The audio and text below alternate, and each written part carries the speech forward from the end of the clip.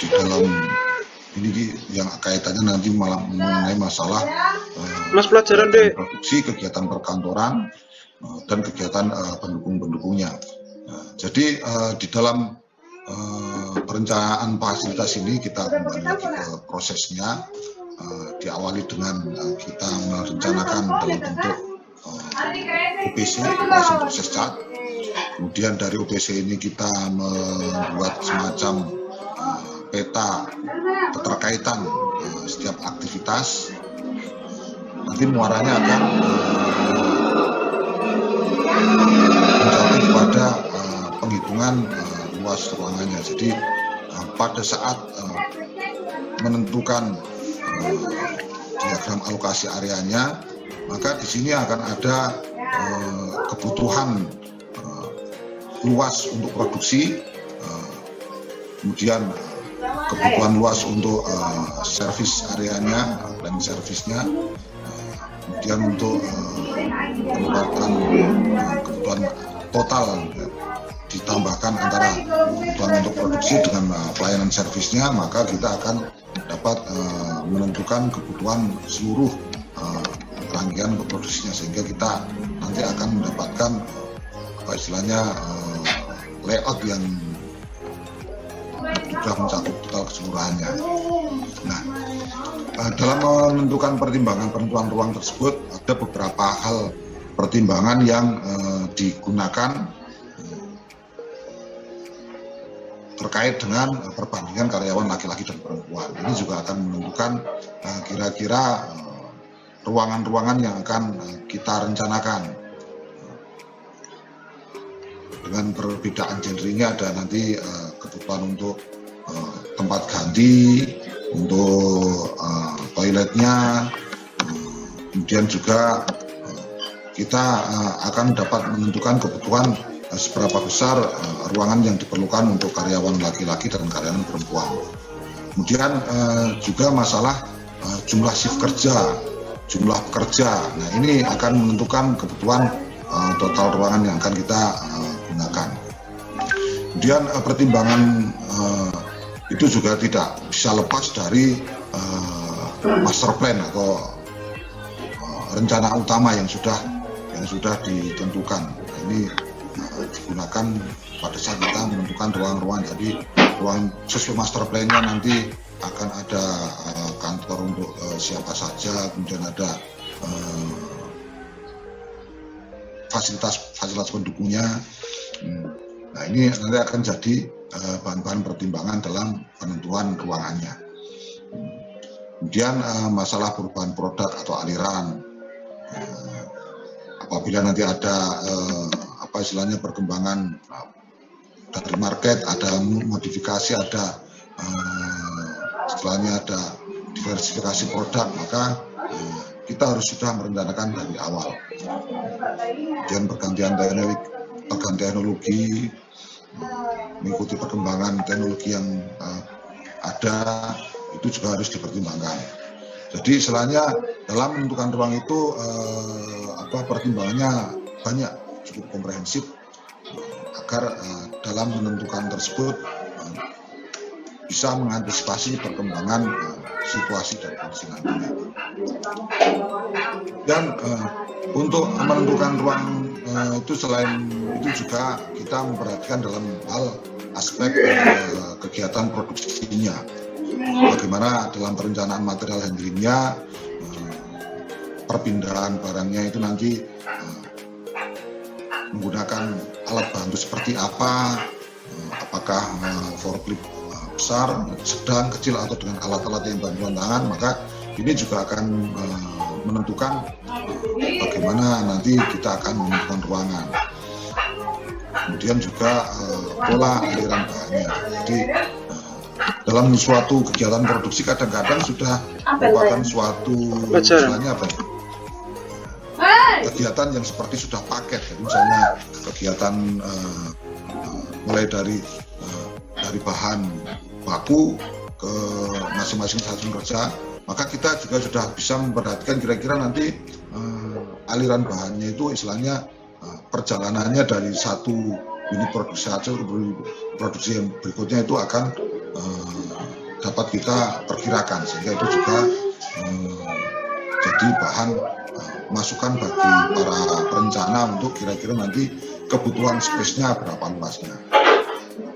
Kemudian jumlah dan ukuran mesin. Jumlah dan ukuran mesin ini terkait dengan area produksi. Kira-kira nanti jumlah dan ukuran mesinnya ini juga kalau masalah jumlah ini kaitannya juga dengan nanti proyeksi produksinya, jumlah produksi produk yang akan dihasilkan itu berapa banyak. Akan menentukan kira-kira nanti berapa luasan tempat yang kita perkirakan. Kemudian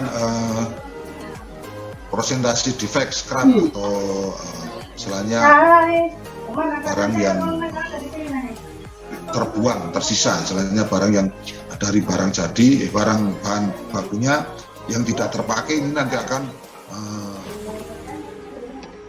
kita kumpulkan di dalam storage yang memang barang-barang scrap atau barang-barang sisa produksi. Ini juga jadi bahan pertimbangan, berarti kita nanti akan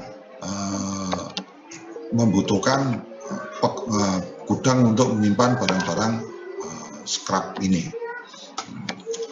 Kemudian metode kerja apa yang apakah nanti full automatic atau masih ada operator yang melaksanakan pengawasan dalam produksinya, itu juga akan sebagai bahan pertimbangan dalam menentukan ruangnya. Kalau full automatic berarti kita tidak perlu memperhatikan masalah apa istilahnya kenyamanan atau istilahnya kita harus memberikan tempat yang longgar untuk operator. Kalau semua ada full automatic sudah dikerjakan oleh mesin. Tapi kalau masih ada dikerjakan oleh personil, maka kita juga harus menentukan kira-kira luasan yang nyaman untuk seseorang bekerja itu seberapa luas, jarak antar operator, kemudian untuk pergerakan keluar masuknya operator itu juga perlu dipertimbangkan untuk menentukan luasannya. Kemudian proses produksi, metode produksi dan juga sifat dan ukuran bahan. Jadi ini adalah pertimbangan-pertimbangan yang harus istilahnya yang harus diperhatikan pada saat kita menentukan kira-kira luasan ruang untuk suatu kegiatan fasilitas produksi. Nah, kemudian pada saat merencanakan suatu unit produksi, kita juga akan melakukan pemilihan mesin, maka ada beberapa faktor yang perlu kita perhatikan pada saat kita memilih mesin produksi. Pertama, kapasitas mesin, berapa kapasitas produksinya, misalnya berapa produk per satuan waktu yang dihasilkan, dikaitkan dengan kira-kira target yang harus dihasilkan suatu produksi itu dalam satuan waktu, berapa target yang harus dihasilkan dalam satu hari atau dalam satu bulan. Nanti kita akan jadi pertimbangan kira-kira nanti kapasitas mesinnya, kemudian kecocokannya, compatibility-nya, kecocokannya dengan peralatan yang lain. Kemudian tersedianya peralatan lengkap yang diperlukan. Keterandalan dan kemajuan ini adalah yang terpampang di slide ini adalah hal-hal yang perlu kita perhatikan pada saat melakukan pemilihan mesinnya. Kemudahan persiapan, instalasi, penggunaan dan pemeliharaan, keamanannya bagaimana, dan seterusnya ini adalah yang perlu dipertimbangkan pada saat memilih mesin produksi. Nah, tadi yang saya sampaikan tadi masalah jumlah mesin. Nah, ini terkait dengan jumlah produksi yang direncanakan. Berapa mesin yang diperlukan untuk mencapai target produksi. Tentunya ini juga harus dipertimbangkan dan juga harus ada pertimbangan target produksi, tidak hanya target saat ini tetapi juga ada semacam forecast untuk kira-kira target produksi di waktu yang akan datang. kemudian perkiraan jumlah derajat pada setiap proses produksi. Nah, ini berikutnya waktu kerja standar setiap unit produksi dan jam operasi mesin. Jadi ketiga hal ini, pertimbangan jumlah mesin ini kaitan utamanya yang merupakan terkait dengan kira-kira target produksi yang direncanakan. Kira-kira nanti kita dalam 1 bulan akan memproduksi berapa produk, maka kita akan dapat menghitung kira-kira jumlah mesin yang ideal yang dimiliki.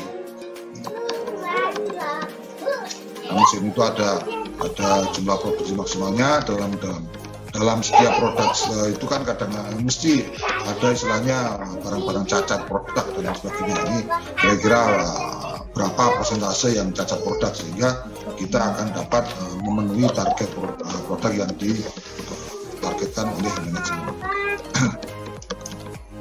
Nah, ini yang saya sampaikan tadi, dalam menentukan luas ruangan, luas area pabrik, kita salah satunya adalah pola aliran bahan. Nah, dalam kegiatan seperti ini kita sudah bisa memperhatikan kira-kira luas area yang diperlukan untuk suatu instalasi.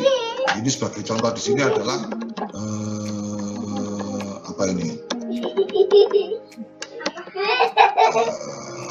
kayak penggilingan bentuk pasir itu ya. Nah, di sini proses produksinya itu dapat diperkirakan mulai dari bahan baku, kemudian dibawa dengan dump truck masuk ke proses produksi yang berjalan ini.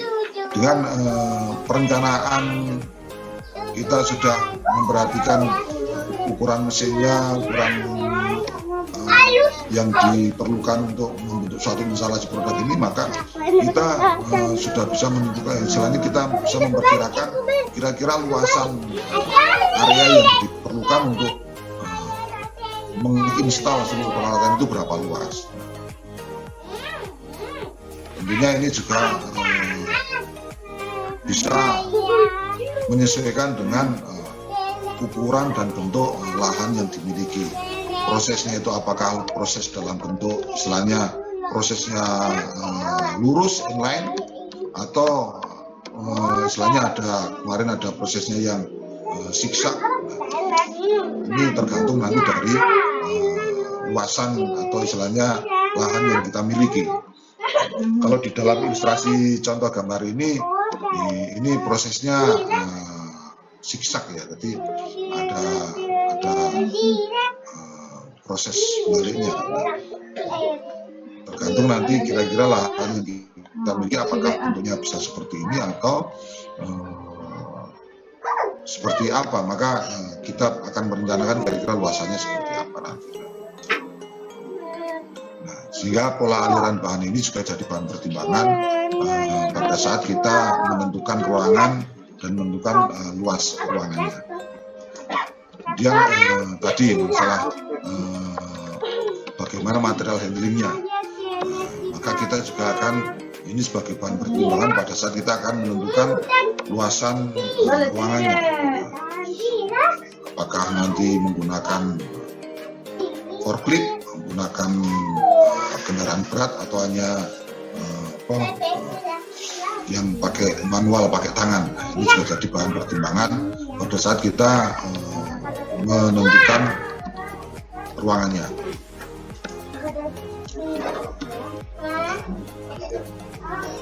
Nah, ini tadi pada saat menentukan ruangan, tadi aspek produksinya kita yang kita perhatikan adalah masalah mesinnya, pola aliran bahannya, masalah kenyamanannya, masalah keamanan dan sebagainya. Maka pada saat menentukan ruangan dalam aspek bangunannya, maka yang perlu kita pertimbangkan adalah bentuk bangunannya. Bagaimana bentuk bangunannya, apakah bangunannya itu bentuknya kotak atau persegi panjang. Soalnya dalam bentuk bangunannya kan menyesuaikan dengan lahan yang dimiliki. Kemudian gangnya atau lorong-lorong yang kita terapkan pada bangunan tersebut. Lorong-lorong ini kaitannya dengan kenyamanan pada saat pergerakan personil maupun material. Kalau di dalam bangunan perkantoran, maka perlu diperhatikan lorong-lorong yang dibuat sebagai pergerakan personilnya, jarak antar apa istilahnya, kalau di dalam satu bangunan antar sekat-sekat, kemudian jarak antar meja dan lain sebagainya, kemudian area yang istilahnya area yang dikhususkan untuk seorang pekerja tentunya juga memiliki standar kira-kira yang area kenyamanannya luasnya seberapa. Kalau misalnya dia ada dua meja yang sejajar dengan dua meja yang saling istilahnya punggung-punggungan bertolak belakang, maka space-nya yang memberikan kenyamanan perlu kita pertimbangkan juga. Kemudian ukuran pintu, tangga, nah ini juga jadi pertimbangan pada saat kita merencanakan ruangan dan luasannya. Tentunya masalah tinggi dan ukurannya ini harus memberikan kenyamanan, memberikan istilahnya kalau di situ orang-orangnya lewat itu harus nyaman, jangan sampai kita yang rata-rata tinggi 170 diberikan pintu yang lepas dan sebagainya. Nah, ini penentuan ruangan dalam tinjauan aspek bangunannya ini perlu juga jadi bahan pertimbangan. Nah, kemudian untuk perkantoran ini dalam kita merencanakan perkantoran masing-masing personil, hal-hal yang perlu dipertimbangkan adalah kantor itu dibutuhkan oleh setiap pekerja dengan berbagai tujuan dan fungsinya. Jadi ada kantor yang untuk bagian administrasi, ada kantornya manajemen atau manajer, ada juga kantornya untuk bagian produksi, ada kantornya bagian penyimpanan, kantor pergudangan dan sebagainya. Jadi dibutuhkan oleh setiap pekerja sesuai dengan tujuan dan fungsinya masing-masing. Kantor digabung menjadi satu untuk memudahkan komunikasi. Nah, jadi dalam merencanakan ruangan-ruangan untuk perkantoran perlu pertimbangan bahwa kantor-kantor yang bisa digabung antara departemen satu dengan departemen yang lain untuk mudah komunikasi bisa dilaksanakan. Ini sebagai tidak lanjut dari pada saat kita menentukan diagram activity relative chart, jadi kedekatan. Jadi mana kantor-kantor yang harus diletakkan berdekatan, mana yang tidak menjadi hal utama untuk diberdekatan. Ini sesuai dengan apa yang sudah kita peroleh dari ARC tadi. Kemudian pada peletakannya, kantor umumnya terletak di depan pabrik dan terpisah dari bangunan produksi. Jadi kantor-kantor administrasinya itu terpisah dari kegiatan produksinya. Jumlah ruang kantor berhubungan dengan struktur organisasi dan banyaknya jumlah karyawan yang melakukan kantor. Jadi kita perlu memperhatikan pada saat merencanakan perkantorannya, kita lihat bagaimana organisasi yang diterapkan pada pabrik tersebut. Mulai dari direktur, wakil direktur, kemudian supervisor dan lain sebagainya, sesuai dengan organisasinya kita rencanakan masing-masing dengan ruangan-ruangannya.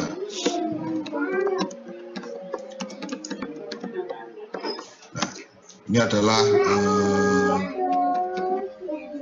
pedoman tata letak kantor yang perlu diperhatikan. Jadi pada saat merencanakan ruang-ruang perkantoran, maka yang perlu kita perhatikan tadi dengan berpedoman pada ARC-nya, activity relative chart tadi, kita harus menata kantor-kantor tersebut agar aliran kerjanya sepraktis mungkin. Maju pada jarak terpendek. Jadi kita letakkan sesuai dengan urutan kerjanya.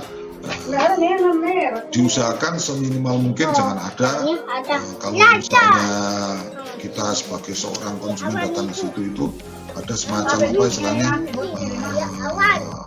langkah balik, backstep. Jadi kalau urutannya itu harus diusahakan tidak ada harus balik lagi. Kemudian dekatkan bagian yang berhubungan secara langsung. Ini pedomannya adalah dari ARC. Kalau yang keterkaitannya sangat tinggi maka usahakan diletakkan berdekatan. Kemudian lebar gang minimal 1,2 meter ini untuk kenyamanan pada saat melaksanakan pergerakan. Kemudian rencanakan kebutuhan ruangan berdasarkan beban puncak, bukan beban normal. Jadi kalau kita merencanakan ruangan, ini istilahnya disesuaikan. Kalau kita di kedinasan ini kita memiliki ada DSP, daftar susunan personil, maka kita merencanakan kebutuhan ruangan itu berdasarkan struktur organisasi itu terisi secara penuh, bukan saat ini sudah berjalan normal orangnya nggak DSP pun tidak apa-apa, tapi pada saat kita merencanakan maka kita merencanakan ruangan tersebut berdasarkan beban puncak. Kalau kita merencanakan perkantoran maka kita merencanakan untuk seluruh personil dalam DSP itu terisi semua. Sehingga misalnya dalam satu departemen ada 10 pekerja atau 10 orang yang akan tersebut, maka kita merencanakan juga luasan dalam satu departemen tersebut cukup untuk pekerjanya 10 orang, cukup dan nyaman di situ. Kemudian pembagian ruangan berdasarkan pada jenis pekerjaannya. Ini untuk apa memberikan rasa nyaman dan jangan sampai saling mengganggu antara jenis pekerjaan yang lain. Kemudian pada saat merencanakan usahakan pekerja membelakangi arah datangnya sinar. Jadi kalau misalnya terkait dengan kalau misalnya ada jendela, ada pintu dan lain sebagainya, maka usahakan pekerja tersebut membelakangi datangnya sinar. Tadi yang saya bilang jika saling membelakangi, misalnya istilahnya istilah itu ungkuran, jadi berikan jarak minimal 1,2 meter. Ini untuk memberikan kenyamanan pada personel tersebut untuk misalnya pergerakannya. Kemudian hindarkan ruangan pribadi kecuali mutlak diperlukan. Misalnya kalau tidak memerlukan yang sangat privasi, yang sangat memang tidak boleh diketahui oleh orang lain, maka dalam perencanaannya di sini ruangan itu dipakai secara bersama. Kemudian dalam perencanaannya di kantor tersebut harus ada juga ruang bersama atau long room-nya lah untuk santai bersama dan juga ruang rapat. Ini pedoman pada saat kita merencanakan ruangan untuk perkantoran.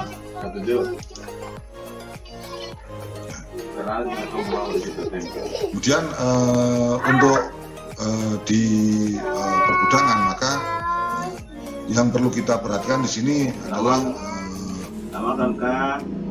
sesuai dengan aliran materialnya, maka di dalam gudang tersebut ada tempat untuk penerimaan, ada tempat untuk penyimpanan, dan ada tempat untuk pengiriman. Jadi seperti gambar di sini, pada pengiriman barang ini ada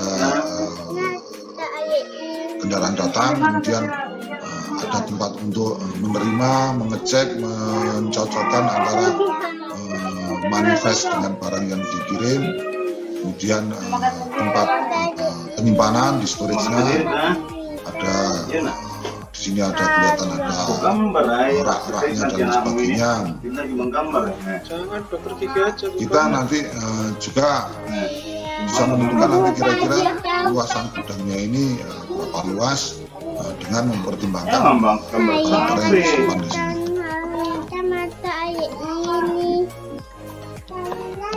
Yang memperhatikan luas area untuk penerimaan dan luas area juga untuk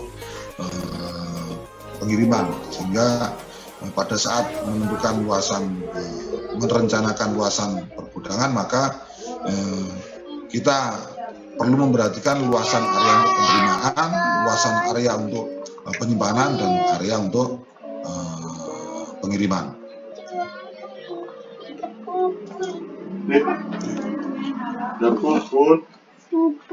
Ini contoh istilahnya ada standar yang dikeluarkan jadi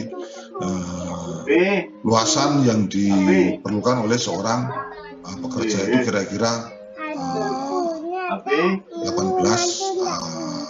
meter persegi dengan apa istilahnya indeksnya untuk melaksanakan kegiatannya adalah demikian. Ini adalah istilahnya salah satu referensi yang dikeluarkan oleh Apple. Istilahnya untuk penentuan kasar, kira-kira kalau seorang pekerja itu membutuhkan luasan ruangan seberapa luas kira-kira.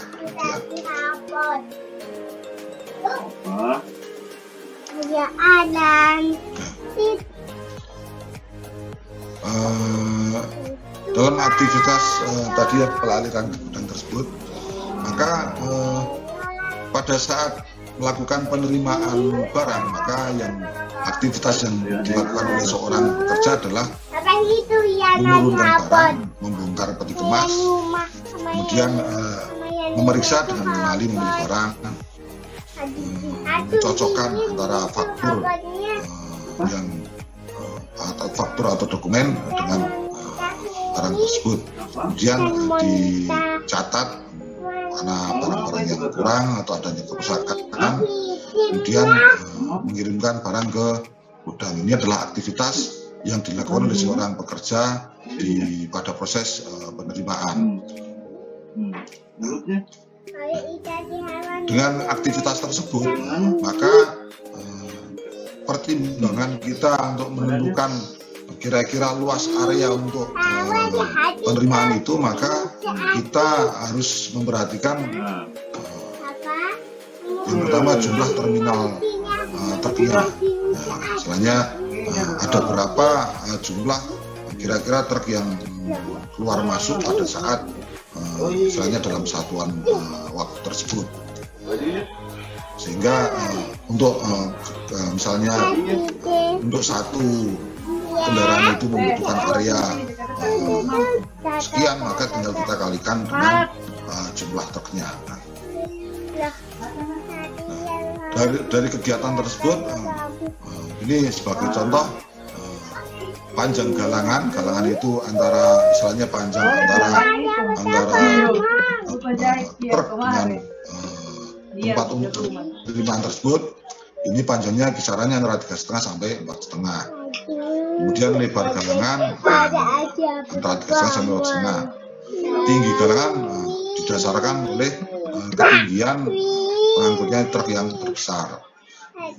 Kemudian atap galangan disarankan setiap galangan memiliki atap tertutup. Nah, kemudian juga area perlu pertimbangan area untuk kegiatan truk tersebut untuk melakukan manuver. Jadi kan tidak mungkin truk itu hanya datang plek tanpa melakukan manuver untuk mengepaskan posisi tersebut, maka harus ada juga space untuk melakukan manuver tersebut. Ini pertimbangan pada saat kita merencanakan luasan untuk area penerimaan barang tersebut. Jadi lebar galangan, kemudian luas yang diperlukan untuk melakukan manuver kendaraan tersebut.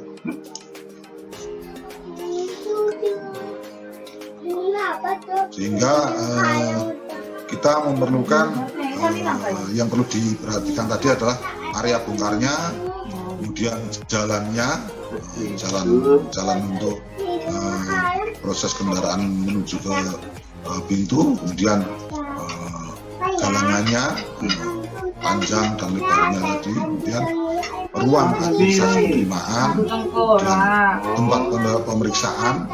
Jadi pada saat diturunkan diperiksa, itu memerlukan space atau memerlukan ruangan juga. Dan juga mungkin ada ruang-ruang lain penunjang proses penerimaan. Di dalam penerimaan kan biasanya juga ada semacam untuk administrasinya dan sebagainya.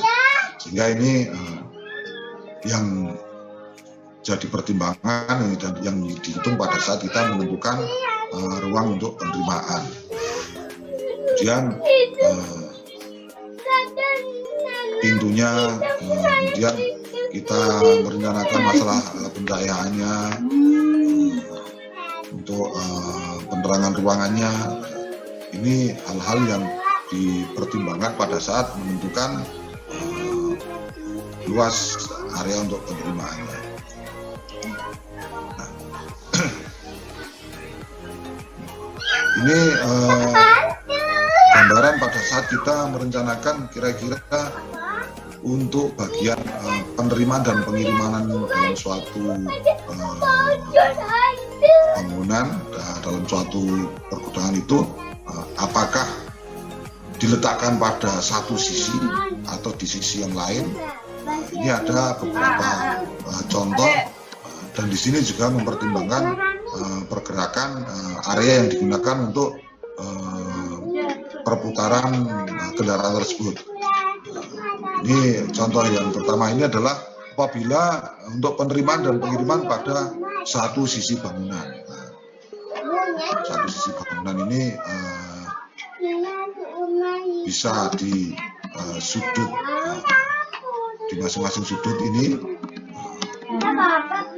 yang kiri dan yang tengah ini sama posisi di satu sudut, tetapi berbeda arah pintunya. Kalau yang di kanan ini pintunya adalah di sini dan di sini, yang tengah ini pintunya di menghadap di bawah ini dan di sini. Kemudian yang paling kanan ini letakkan untuk penerimaan dan pengirimannya diletakkan misalnya pada berdekatan pada satu sisi, tapi berdekatan. Kalau yang kiri dan tengah ini adalah di ujung-ujungnya. Kalau ini berdekatan dengan arah pengirimannya ke sana, untuk penerimaannya ke sini. Ini area untuk perputaran kendaraannya. Nah, kemudian contoh yang lain yang direncanakan ini adalah penerimaan dan pengiriman pada dua sisi bangunan yang bersebelahan. Ini contoh-contohnya, dengan mempertimbangkan area juga untuk bermanuver kendaraannya. Dan kalau ini diletakkan pada sisi bangunan yang berlawanan. Ini contohnya.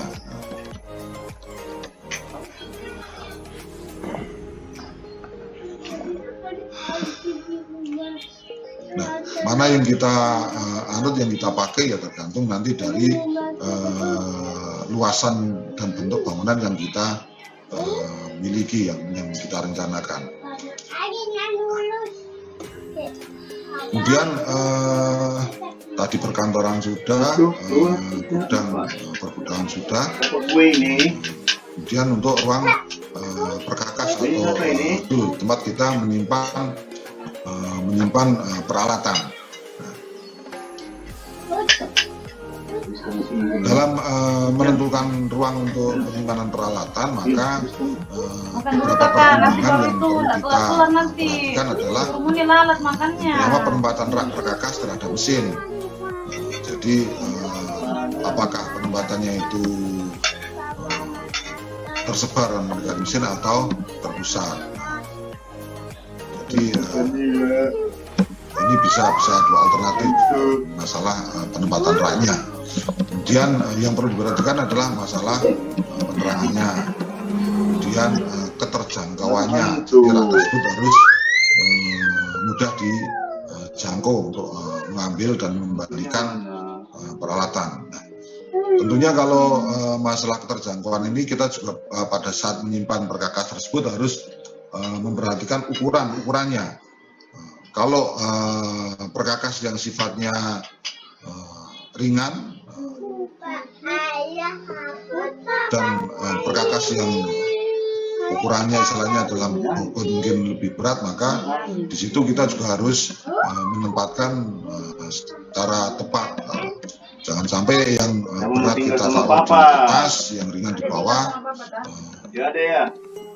sehingga malah menimbulkan kesulitan pada saat kita akan mengambil dan mengembalikannya. Ini pertimbangan pada saat merencanakan ruang perkakasnya. Ini contoh gambaran dari menempatkan perkakas yang baik ini. Jadi teratur, rapi, tertata, yang ringan-ringan di atas, yang di bawah, dan mungkin pertimbangan juga dengan frekuensi pemakaiannya. Beda dengan seperti ini yang tidak teratur. Nah, ini adalah contoh yang kurang bagus. Dalam merencanakan lembar kebutuhan ruang tersebut, maka kita nanti akan muncul semacam tabel kebutuhan, kira-kira luasnya yang diperlukan berapa luas. Dalam contoh di sini, tiap luas ruangan itu ada semacam space atau area yang toleransinya kebutuhan kelebihannya. Contoh di sini untuk kebutuhan mesin bubut, di sini kebutuhan luasnya adalah 30 meter persegi dengan toleransinya atau allowance-nya 25%. Maka kebutuhan yang diajukan di sini adalah 37,5 meter persegi. Jadi pada saat merencanakan tersebut kita juga mempertimbangkan ada semacam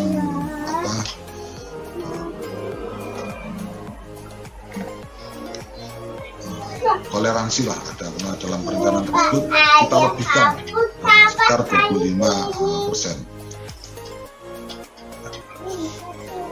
Setelah menentukan ruangan, kita tadi sudah ada luas lantainya. Sebenarnya luas lantai seperti form di atas tersebut isinya adalah rincian kebutuhan luas tanah atau luas pabrik sesuai dengan bagian masing-masing tadi. Ada bagian produksi, bagian pergudangan, ada untuk perkantorannya, untuk fasilitas-fasilitas lainnya. Jadi semua kita buat dalam suatu tabel sehingga kita akan bisa merencanakan kira-kira luas seluruh instalasi pabriknya tersebut kira-kira jadi berapa luas. Nah, tadi allowance 25% itu untuk apa? Jadi kelonggaran tadi digunakan, ditambahkan sebagai toleransi untuk pergerakannya personil, untuk jarak antar gedung, gang-gangnya dan dinding-dindingnya. Ini adalah kelonggaran allowance tadi sebesar 25%. Nah, di sini persoalan dalam perencanaan tempat kerja adalah perencanaan yang tepat dari setiap tempat kerja agar ada jenjang umum dan kemudian disesuaikan dalam aliran total atau keseluruhan. Jadi memang dalam perencanaan ini kita memberikan allowance 25% tadi agar dapat nanti akan menyesuaikan atau mengadaptasi pada bagaimana proses secara keseluruhan atau setelah digabungkan antara masing-masing unit departemen tadi bisa efisien secara ekonomi. Nah, beberapa metode untuk menentukan luasan lantai itu yang dapat dilaksanakan oleh para perencana itu ada beberapa metode. Yang pertama adalah menggunakan metode production center method.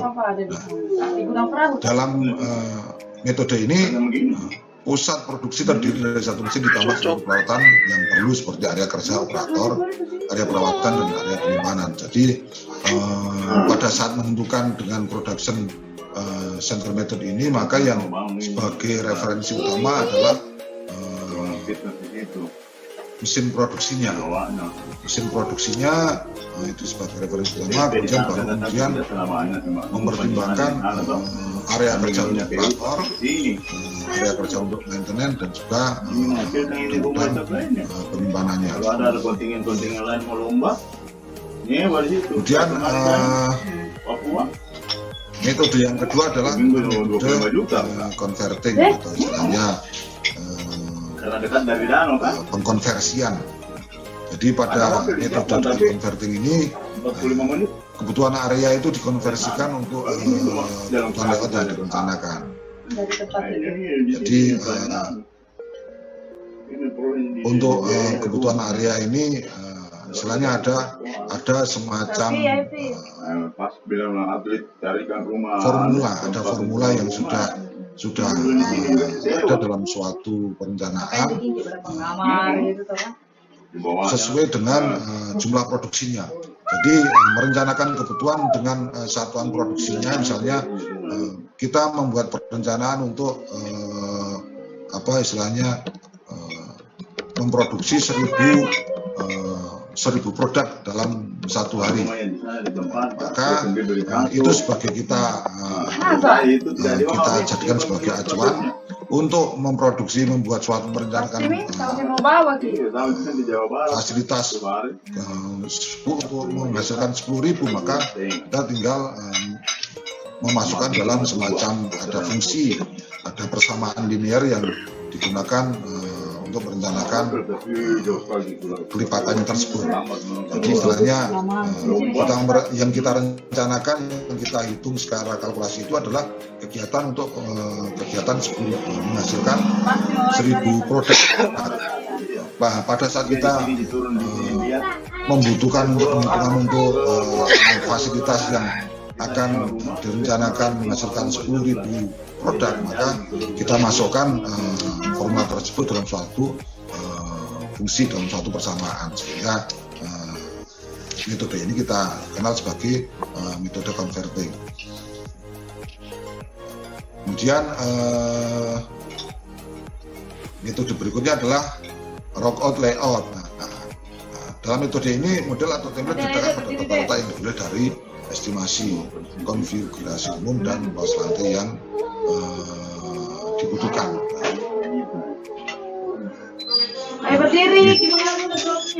Jadi dengan metode ini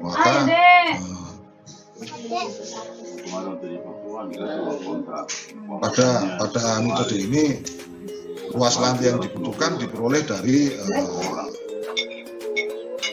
layout yang diestimasikan, dari konfigurasi umum, dari kira-kira nanti kebutuhan kantornya sekian, kebutuhan produksinya sekian, dan untuk fasilitas pendukungnya sekian, maka dari model tersebut dapat diperhitungkan. Dalam layout ini ada beberapa alternatif layout yang disimulasikan. Misalnya ada beberapa layout yang dibuat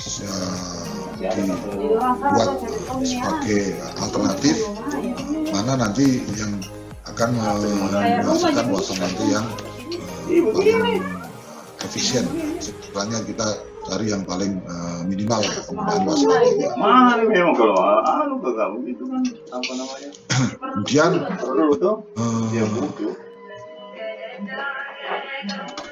Metode berikutnya ada metode namanya metode space standar.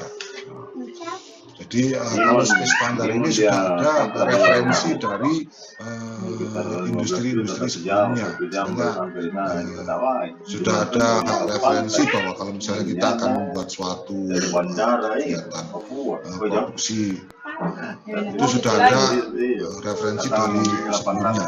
Misalnya contohnya di sini kita ada mau membuat pabrik etanol misalnya, sudah ada referensi dari pabrik etanol sebelumnya.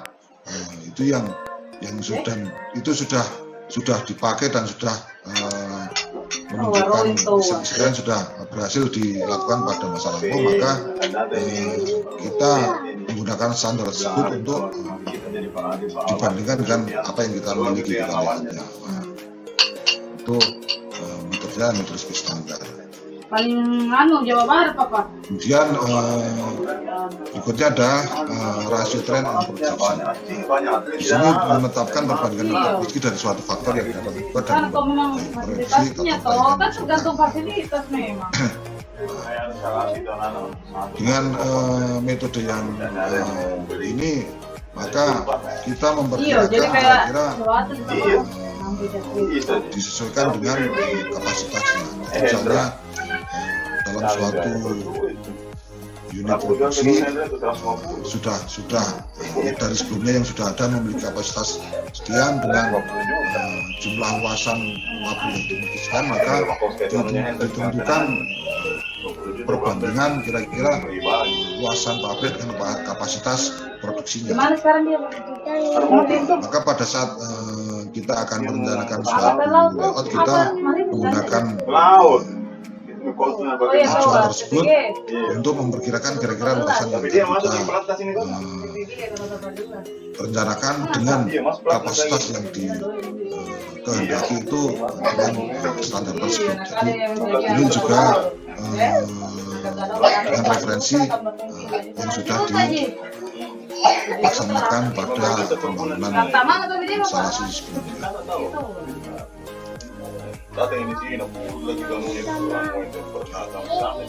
Jadi secara garis besar sebenarnya luas lantai produksi didasarkan pada bahan baku yang disiapkan, mesin atau peralatan yang digunakan, barang jasa yang disiapkan, serta fasilitas penunjangnya. Jadi acuan-acuan tadi yang saya sampaikan tadi pada hakikatnya di tempat ada fasilitas perkantoran, ada fasilitas luas untuk unit produksi, ada untuk pergudangan, maka pada unit produksi tersebut luasan yang diperlukan tersebut sebenarnya adalah dari bahan baku. Istilahnya apa? Target produksi yang dikehendaki. Target yang dikehendaki tadi, maka kaitannya adalah berapa banyak bahan bakunya, kemudian berapa banyak mesin atau peralatan yang digunakan, sehingga di situ kita akan menentukan kira-kira luas untuk unit produksinya kira-kira berapa luas. Acuannya bisa bermacam-macam tadi, ada metodenya, ada dengan menggunakan kalau memang unit produksi tersebut sudah ada sebelumnya, maka kita gunakan referensi dari yang sudah ada sebelumnya, yang kita konversikan dengan target yang kita kehendaki.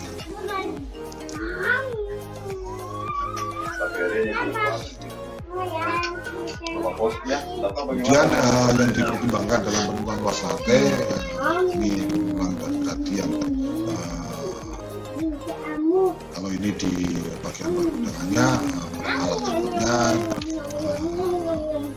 bagaimana material intinya mulai dari alat angkutnya, cara penjualannya, kemudian cara penyimpanan, apakah barang-barang tersebut ditumpuk atau ditempatkan dalam rak-rak.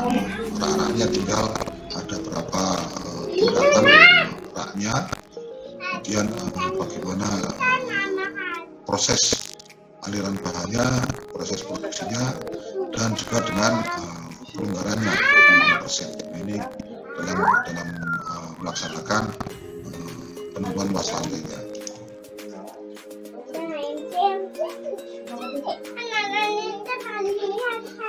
Ini memperjelas apa yang sudah disampaikan. Yang perlu diperhatikan adalah masalah bagaimana mendukung operasi produksinya, karena nanti lebar-lebar gangnya, fasilitas pendukung seperti untuk perkantorannya, kafetarianya, berkakas, ini adalah perlu diperhatikan. Jadi fasilitas penunjang dan fasilitas produksinya harus diperhatikan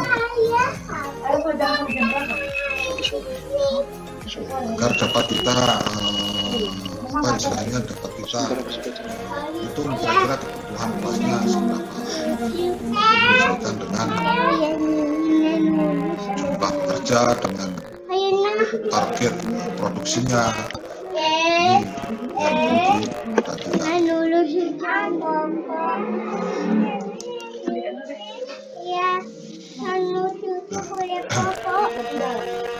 Dalam mendesain tadi untuk fasilitas pendukungnya, fasilitas pendukung produksi dengan fasilitas produksinya, maka yang perlu diperhatikan di sini adalah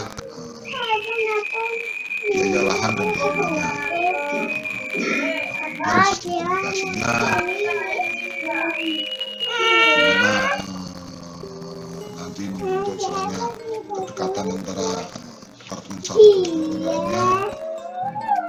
Jadi hal-hal tersebut yang kita harus perhatikan pada saat kita membuat desain fasilitas dalam pabrik tersebut.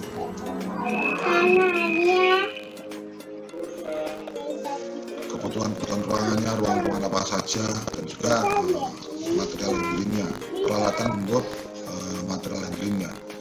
Tentunya ini kan juga membutuhkan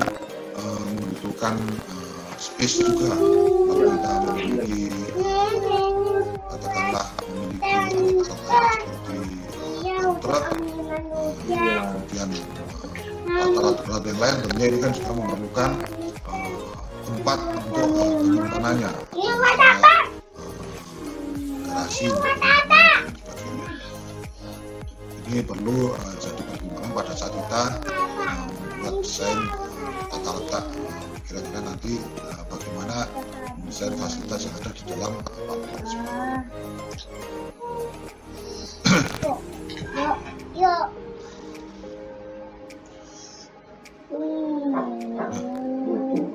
Kalau di dalam gudang bahan baku, maka luas lantai gudang bahan baku merupakan luas lantai yang digunakan untuk menyimpan bahan baku atau material yang digunakan dalam produksi. Dalam gudang bahan baku ini yang perlu diperhatikan nanti apa istilahnya, seberapa besar gudang bahan baku yang diperlukan dalam kegiatan produksi, maka kita juga harus mempertimbangkan berapa banyak aliran bahan tersebut. Misalnya dalam satuan waktu kira-kira berapa banyak yang kita simpan dan masuk dan keluar. Ini terkait dengan jumlah produksinya.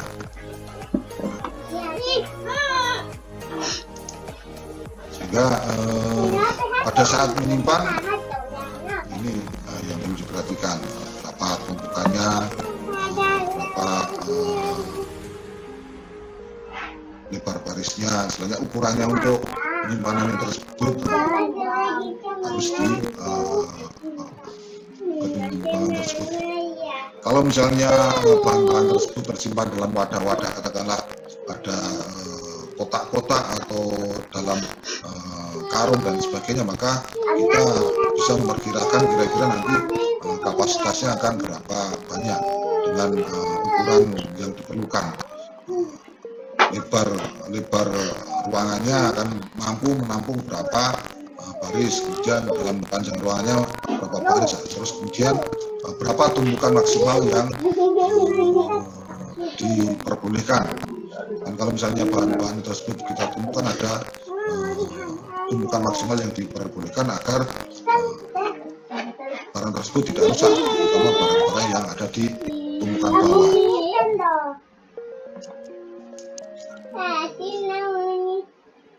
Sehingga pada saat menentukan bagaimana kita menyimpan dalam gudang tersebut, apabila kita menumpuk barang tersebut, maka yang perlu dicatat setelah harus diperhatikan, kita harus memberikan data namanya, jumlah, kemudian tipenya, ukurannya, kemudian produksinya per jam, dan efisiensi bahan. Jadi kita harus memiliki data yang lengkap terhadap barang tersebut.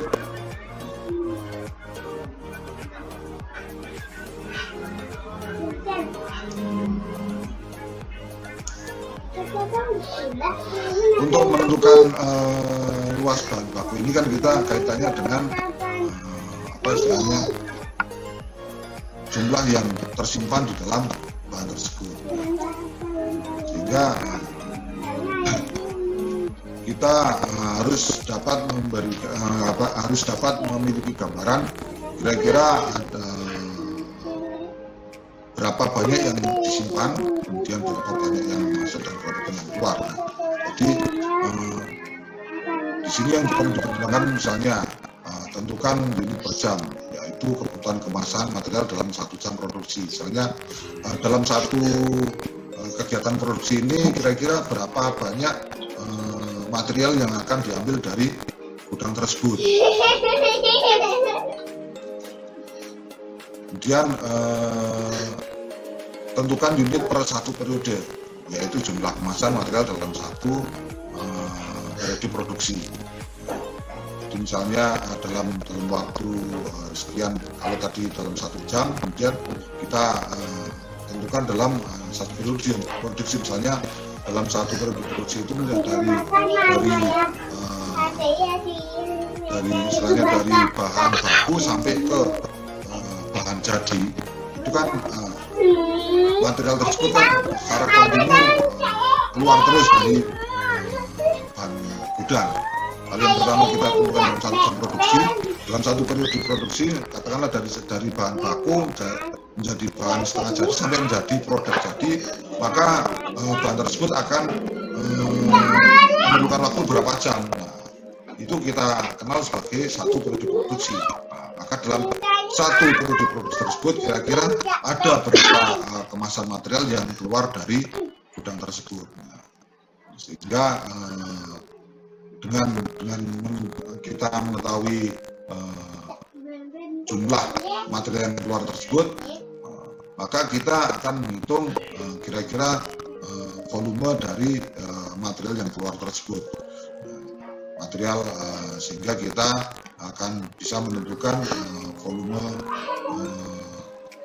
tiap-tiap materialnya, tinggal kita kalikan tadi dari jumlah yang keluar, sehingga kita akan bisa memperkirakan berapa banyak yang harus tersimpan, berapa banyak yang keluar, kemudian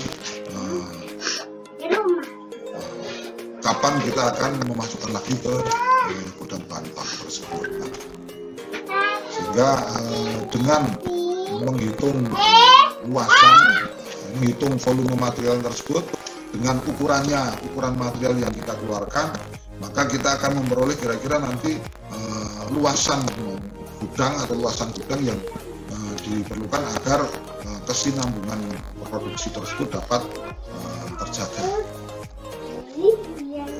Setelah kita tentukan tersebut, kita tambahkan dengan poinnya, baru kemudian kita bisa menentukan kira-kira luas gudang bahan bakunya itu berapa yang kita perlukan untuk mendukung proses produksi. sehingga gudang tersebut mampu mendukung proses produksi dan tidak sampai istilahnya produksi kekurangan material bahan bakunya. Ini tahapan untuk kita menghitung kira-kira berapa luas bakunya.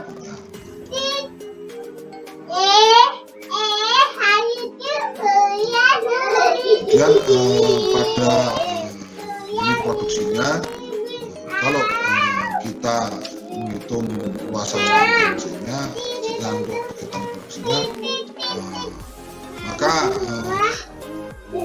yang diperlukan adalah paling utama adalah ukuran mesin atau peralatannya dan jumlahnya.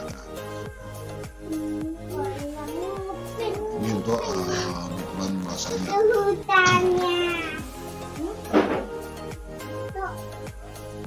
Dari ukuran mesin, peralatan dan jumlahnya itu nanti kira-kira ukuran mesinnya itu berapa meter persegi, kemudian ada kebutuhan untuk operatornya dan ditambahkan dengan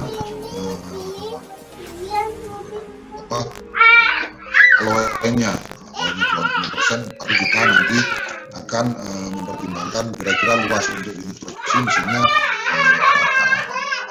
ini untuk tahapan untuk menghitung luas lantai untuk meletakkan mesin-mesin produksinya.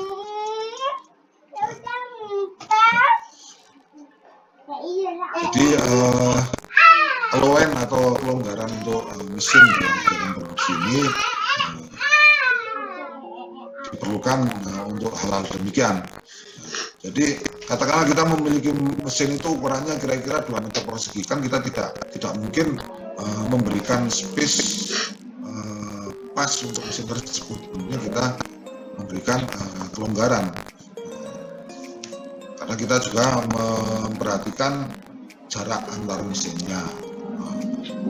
Tidak mungkin kita misalnya mesinnya itu secara luas itu adalah 2 meter persegi, kemudian kita membutuhkan ada 8 mesin, kemudian kita hanya memberikan space 16 meter persegi, kan tidak mungkin seperti itu. Tentunya kita harus memperhatikan jarak antar mesinnya, gang-gangnya, dan juga hal-hal lain seperti ini, pergerakan mesinnya, jangan sampai mesin tersebut mengganggu antara mesin satu dan yang lainnya. Kemudian untuk operatornya, untuk penempatan peralatannya, ini kelonggaran untuk mesin ini sebagai pertimbangannya adalah demikian.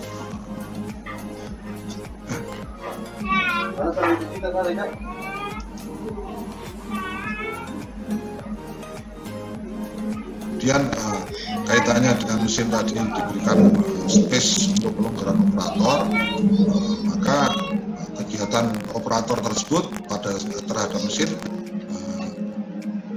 kegiatannya apa saja. Ini kegiatannya untuk kegiatan mengawasi pergerakan mesinnya, mengawasi, mengontrol bekerjanya mesin, kemudian juga diberikan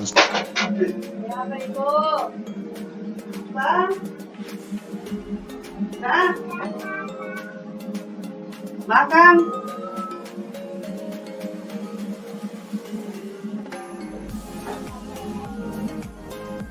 Aduh, Dek, disenggol wifi-nya ya.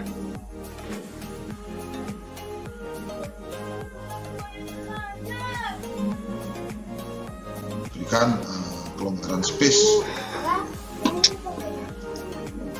Sudah hidup lagi, Dek. Sehingga untuk kegiatan material handlingnya ini ada standar yang diberikan untuk memberikan kelonggaran pada peralatan.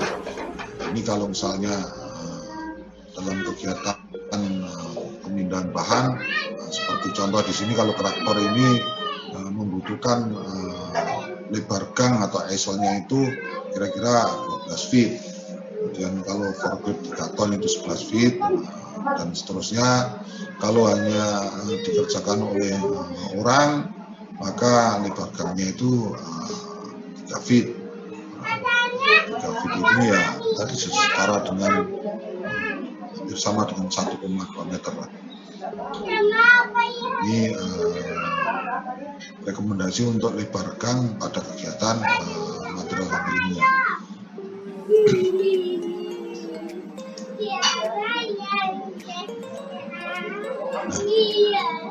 Kemudian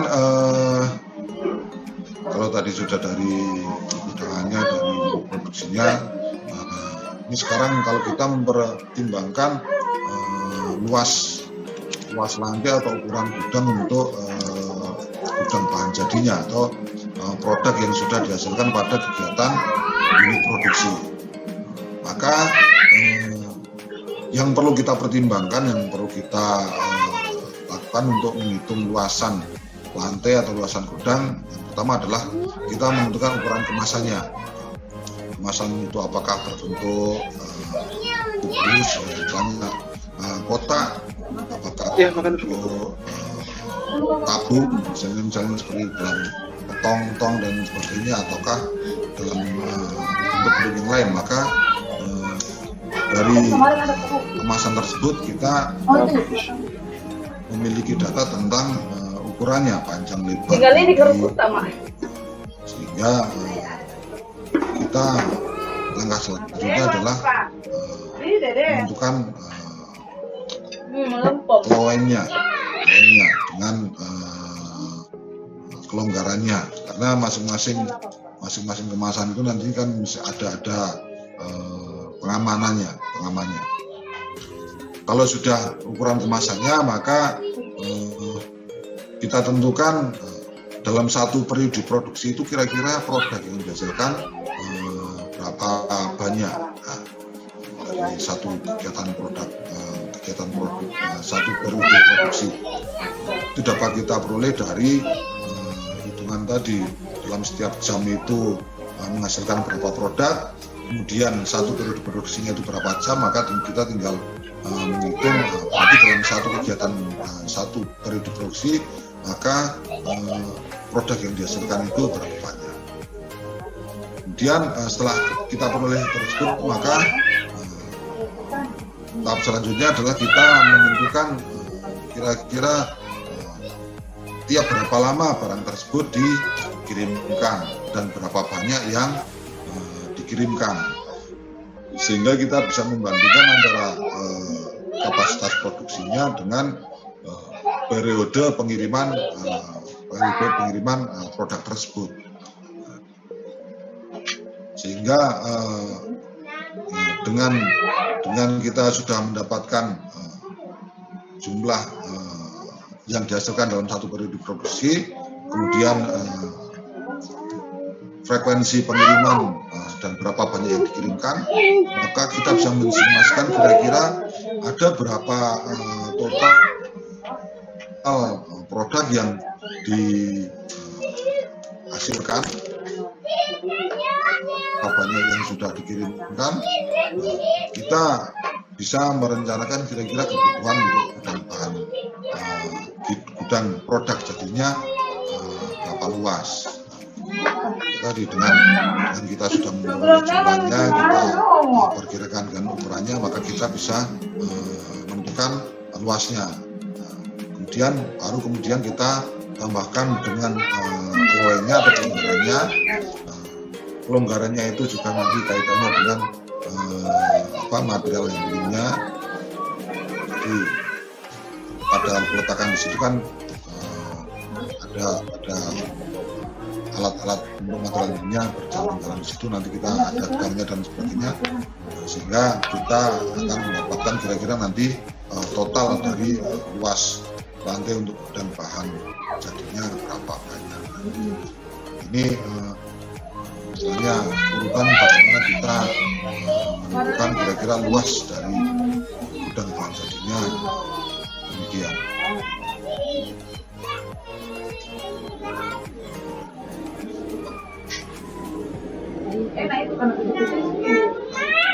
Kemudian untuk luas lantai perkantoran, maka ini yang perlu dipertimbangkan. Ini seperti yang saya sampaikan tadi, bahwa kedekatan antara departemen kita letakkan sesuai dengan ARC-nya, kita mencak, jadi mana yang harus diletakkan berdekatan, mana yang bisa diletakkan agak berjauhan, maka ini yang perlu dipertimbangkan. Lebar lorong minimal 0,1 meter. Nah, tadi di awal kita bukan 1,2 meter, ini 1,2 meter.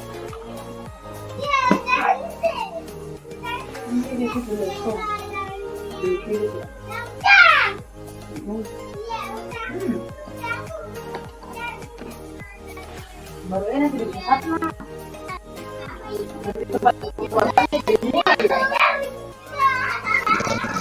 Saya datang dari kiri atau kanan atau belakang, dari tadi jangan menghadap ke arah datangnya cahaya. Untuk masalah perkantoran ini yang perlu di Kak Safira, liatin MiFi-nya Kak, tadi papan Kak. MiFi-nya liatin tadi disenggol adik mati. sudah lengkap, jadi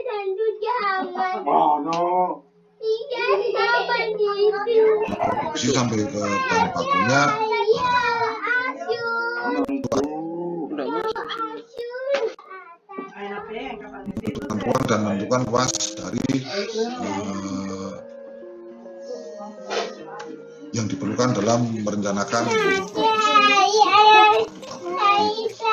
tentunya ini juga masih ada tambahan untuk kira-kira fasilitas-fasilitas lain seperti untuk parkir, untuk misalnya garasi, untuk menunjang kegiatan lainnya.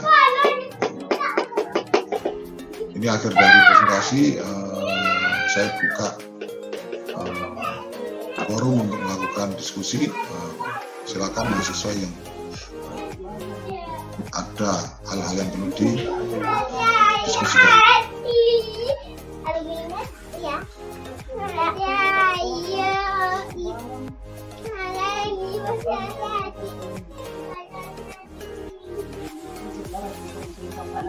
Ada yang ditanya?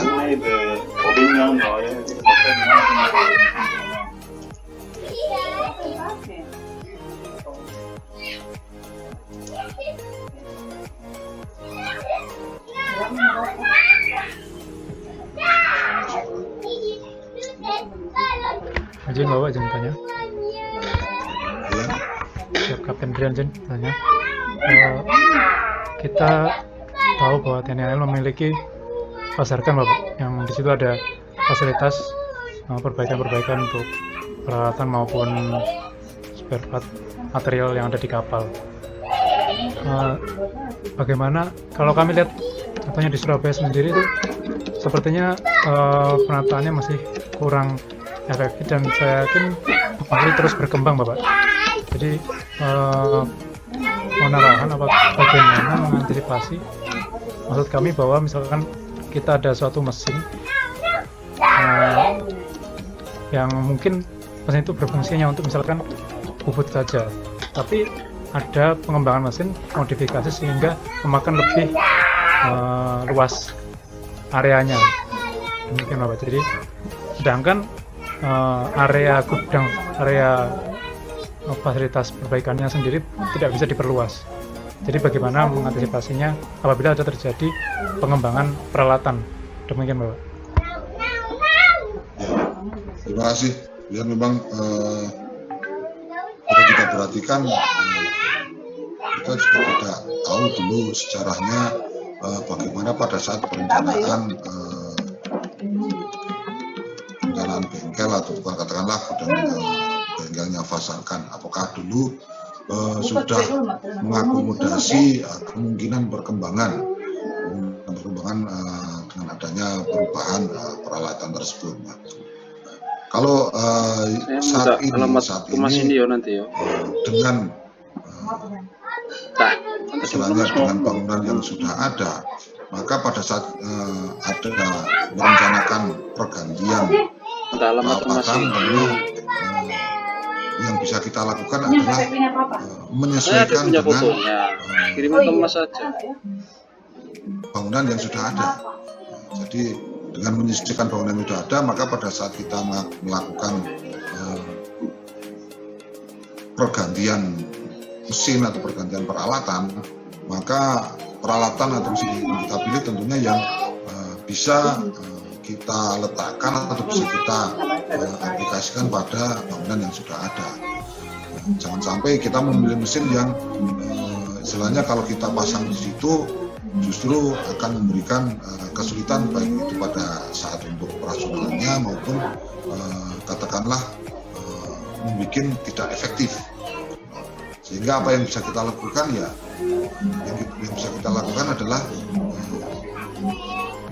kita menyesuaikan. Kalau kita mengadakan atau mengganti peralatan baru, kita pilih yang bisa available atau adaptable dengan bangunan yang ada. Kalau toh itu memang benar-benar sangat kita perlukan dan tidak mungkin kita taruh di situ, ya alternatif lainnya ya kita harus menyediakan atau istilahnya kita bikin bangunan yang baru lagi ya agar mesin tersebut bisa masuk daripada kita memaksakan. Makanya seperti yang saya sampaikan tadi, loan yang misalnya kelonggaran dalam perencanaan tersebut, salah satu poin yang ada di situ adalah adanya kemungkinan pengembangan. Jadi istilahnya kita kalau kita merencanakan dari awal tentunya kita harus memperhatikan bahwa kemungkinan di masa depan akan ada pengembangan, sehingga kita perlu memberikan loan yang cukup untuk mengantisipasi adanya pengembangan di masa yang akan datang. Kalau saat ini ya yang kita bisa lakukan ya kita tinggal menyesuaikan saja. Siapa Pak? Karena kan KR-nya semakin berkembang juga Pak, bermacam-macam dan bertambah gitu Pak. Izin bertanya satu lagi izin Bapak. Itu kacamata minus. Apakah memungkinkan semisal fasilitas perbaikan atau mesin seperti yang sekarang itu dibuat 2 lantai Bapak atau 3 lantai? Kalau yang itu perlu kajian dari ahlinya di sini. Berarti kalau masalah lantainya mungkin ke yang ahli di bidang teknik sipil yang memperhatikan bangunan tersebut. Kalau dari yang existing saat ini, apakah bisa langsung naik ke atas? Ya perlu dikaji kekuatannya dulu waktu membuat fondasi di bawahnya itu, apakah sudah diantisipasi untuk pengembangan ke atas. Kan tiap bangunan itu kan ada struktur masalah kekuatannya juga. Jadi kalau fondasinya tidak kuat untuk bangunan itu di tingkat lebih tinggi lagi, ya tentunya itu tidak mungkin kita laksanakan. Ya, kembali lagi ke perencanaan awal. Perencanaan awal kalau memang mengantisipasi pengembangan ke depan, fondasi yang disediakan itu nanti akan memungkinkan untuk pengembangan ke atas, ya itu berarti bisa dilaksanakan. Sebenarnya faktor keamanannya yang perlu diperhatikan. Siap. Sekarang istilahnya kita lihat beberapa rumah-rumah kalau di kampung-kampung itu juga ada yang sudah merencanakan untuk membangun ke atas, istilahnya mau di tingkat itu udah disiapkan dari bawah. Berhubung dengan dananya yang nggak cukup, maka dia bangun satu lantai dulu, yang atasnya istilahnya tidak dipermanen tapi dipersiapkan untuk nanti kalau misalnya punya anggaran lagi dinaikkan lagi untuk di tingkat. Siap Enjin, terima kasih Enjin. Siap.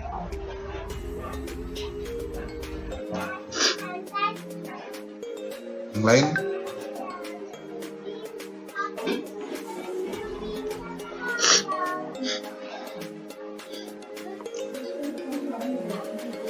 Ini saya itu sebenarnya juga lebih nyaman kalau kita ketemu ya, jadi so interaksi langsung.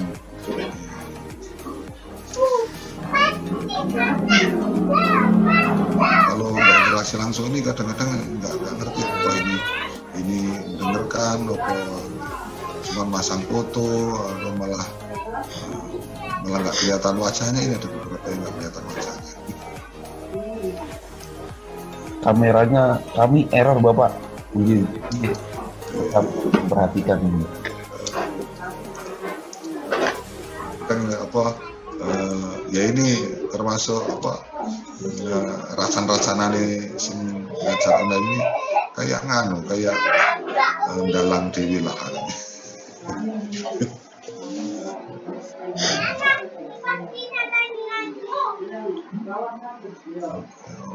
Alhamdulillah ini suaranya sudah agak terisi. Kemarin suara saya habis nih.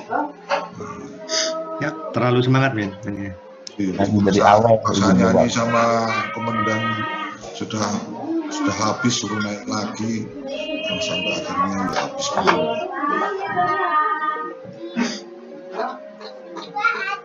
Suaranya bagus, Jid. Lebih bagus kalau nggak bersuara lagi. Tapi mirip Pak Yudo suaranya, Jid. Iya, karena lagunya Pak Yudo ya mirip Pak Yudo. Terus mungkin itu yang bisa saya berikan pagi ini. Moga-moga bermanfaat para siswa semua. Filenya nanti kita kirim ke Indra jadi paham. Siap mungkin. Sudah masih tekan mana? Diskusi.